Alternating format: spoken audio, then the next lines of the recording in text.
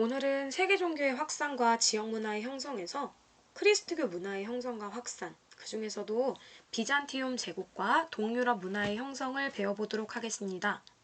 이전 시간에 우리가 서유럽 문화를 봤거든요. 그 서유럽과는 달리 동유럽은 같은 유럽임에도 불구하고 문화의 형태가 약간은 다릅니다. 그 문화가 왜 형성되는지 보려면 바로 이 단원을 공부를 해야 되는데요. 76쪽에서 79쪽을 다뤄보도록 하겠습니다. 먼저 비잔티움 제국을 보도록 하겠습니다. 비잔티움 제국은 동로마 제국이라고도 불려요. 비잔티움 제국은 게르만족에 의해 이쪽 서쪽에 있었던 서로마 제국이 멸망했음에도 불구하고 비잔티움 제국은 황제를 중심으로 이쪽 동쪽에 위치해 있으면서 서로마 제국이 멸망했던 476년보다 거의 1000년 가까이 로마 제국의 전통을 이어가게 됩니다. 수도였던 콘스탄티노폴리스, 오늘날의 튀르키예에 있는 이스탄불이라는 지역은 유럽과 아시아를 잇는 동서무역의 중심지의 역할을 했기 때문에 굉장히 번영을 했는데요. 이 비잔티움 제국은 유스티니아누스 황제 때 전성기를 누리게 됩니다. 유스티니아누스 황제는 영토를 확장하게 되는데요. 옛 로마 제국의 영토였던 이탈리아와 아프리카 북부, 그리고 에스파냐는 여기 스페인을 말합니다. 스페인 남부 등의 지역까지를 회복하게 됩니다. 이렇게 연두색으로 표시된 지역이 바로 유스티니아누스 황제의 그 영역이었어요. 그리고 자신의 이름을 딴 법전을 만들게 되는데 바로 그게 유스티니아누스 법전, 다른 말로는 로마법 대전이라고도 합니다. 이것을 완성했고 오늘날 튀르키예 이스탄불에 있는 성소피아 대성당을 건축하게 됩니다. 이것은 이스탄불의 랜드마크이기도 해요. 특징은 황제 중심의 중앙 집권 체제를 이룩했던 게 바로 비잔티움 제국이라는 것입니다. 이것이 굉장히 중요한데요. 황제는 정치, 군사적으로 막강할 뿐만이 아니라 교회에서도 막강한 영향력을 행사하게 됩니다. 서로마에는 황제가 없죠. 원래 로마에 있었던 황제가 동쪽으로 이동했는데 서로마는 게르만족에 의해 멸망하면서 황제가 없는 지역이 됐고 동로마 쪽만 황제가 다스리는 지역이 됐어요. 그래서 서로마의 대장 역할은 교황이 했습니다. 로마의 교황. 여기에 살고 있는 교황. 그래서 서로마는 크리스트교의 수장이었던 교황이 중심적인 역할을 수행한 반면 동로마는 황제가 여전히 존재하기 때문에 황제가 정말 많은 역할을 수행했습니다. 그래서 서로마가 교황 중심의 사회였다면 동로마는 황제 중심의 사회였다고 볼 수 있습니다. 그래서 교황과 황제가 경쟁하는 체제가 만들어지는 과정에서 성상숭배 금지령까지도 만들어지게 되는데요. 레오 3세라는 황제는 성상숭배 금지령을 내리게 되는데 성상이라는 건 예수님이나 성모 마리아를 표현한 것들, 동상이나 석상으로 표현한 걸 말합니다. 그런데 여기서 내려왔던 게르만족들은 원래 크리스트교를 믿지 않았던 민간신앙을 믿었던 존재였기 때문에 로마 교황 입장에서는 그런 게르만족에게 그 크리스트교를 퍼뜨리는데 성상이 그 성모 마리아나 예수님이 표현된 석상과 동상이 많은 역할을 했어요.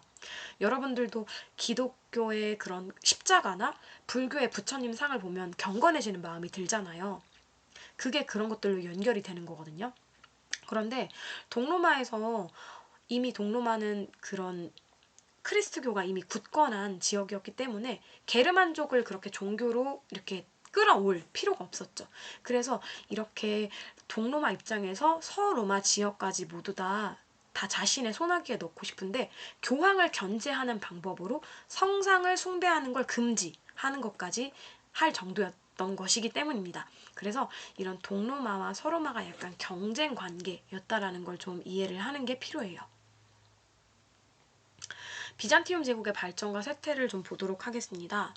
비잔티움 제국은 7세기 중반 이후에 외적의 침입에 많이 시달리게 됩니다. 그래서 농민들에게 토지를 지급하고 외적을 막게 하는데요. 이거는 당나라가 운영을 했던 부병제를 좀 생각을 해보면 연결이 될 수 있습니다.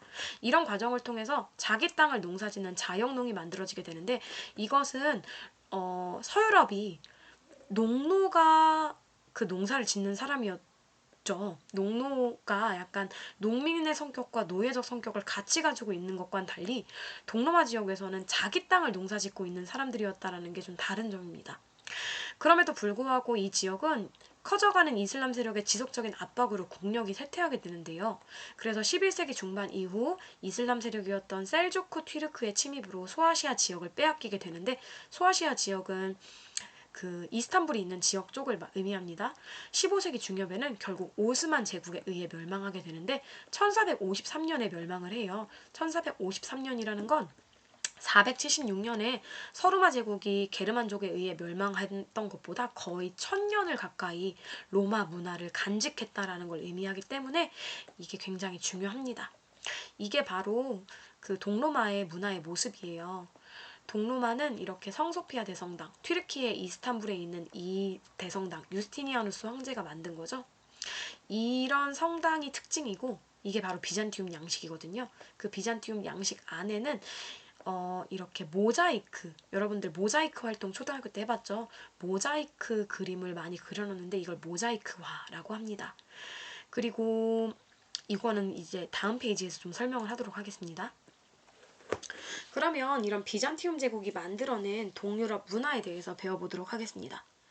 비잔티움 제국은 그리스 정교를 바탕으로 그리스, 로마 문화와 헬레니즘 문화 등을 융합한 독자적인 문화 발전을 일으켜냈습니다. 그리스 정교라는 건 원래 로마에서 만들어졌던 크리스트교가 동로마에서 시간이 지나면서 황제 중심의 종교가 만들어지게 되는데요. 그게 원래 있었던 크리스토교와는 약간의 성격이 조금 달라지게 되거든요. 그래서 그 종교를 그리스 정교라고 합니다.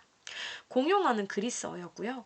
고전의 수집 및 연구가 활발하게 이루어져서 이 동로마에서 간직하고 있었던 여러 연구된 것들, 문화들이 나중에 서유럽에 전파되면서 서유럽의 르네상스라는 그런 문화 운동에 많은 영향을 주게 됩니다. 르네상스는 나중에 배울 거고요. 건축은 아까 말했던 듯이 비잔티움 양식이라는 걸로 만들어지게 되는데 거대한 돔, 이 안을 꾸미는 화려한 모자이크화가 특징입니다. 이렇게 비잔티움 문화가 위쪽에서 내려왔던 슬라브족에 의해서 이제 슬라브족에게 전해지면서 오늘날 동유럽과 러시아 문화권의 토대가 만들어지게 되는데요. 슬라브족은 원래 유럽 동북부에 살고 있었던 민족으로 6세기 무렵에 동로마 지역으로 내려와서 발칸반도는 오늘날의 크로아티아 뭐 이런 지역에 있는 지역을 말해요. 그리고 동유럽, 러시아에 이 사람들이 정착을 하면서 원래 여기에 존재했던 비잔티움 문화에 동화된 민족을 의미합니다. 이런 비잔티움 문화가 슬라브족에 전해지면서 오늘날 러시아 문화권의 토대가 된다고 얘기했었죠. 요거 아까 앞에서 다뤘던 내용이에요. 키예프 공국이라는 나라가 있었는데 그 키예프 공국은 9세기 말 러시아 지역에 성립된 나라로서 흑해를 통해 비잔티움 제국과 교역하며 그리스 정교를 국가의 종교로 만든 나라입니다. 이 키예프 공국에서는 특이하게 키릴 문자가 만들어지게 됐는데요. 이것은 그리스어를 바탕으로 만들어진 문자로 이 키릴 문자는 오늘날의 알파벳과는 조금 다른 러시아어가 좀 알파벳이랑 다른 느낌이 있죠. 그 러시아어에 많은 영향을 주고요. 비잔티움 양식의 영향을 받은 성소피아 성당이 건립이 되게 됩니다.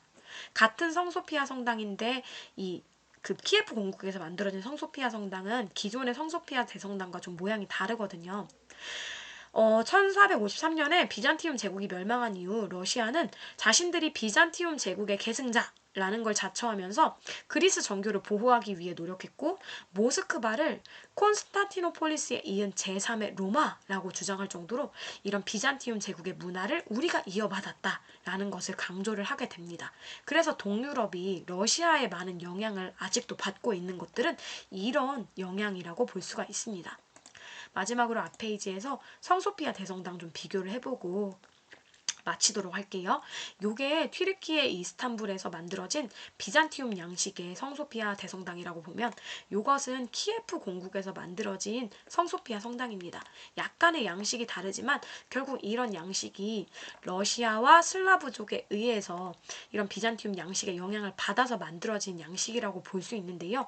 이런 그 위에 이렇게 약간 십자가와 이렇게 좀 특이한 이렇게 종 모양의 이런 것들은 러시아에서 굉장히 많이 볼 수 있는 양식입니다.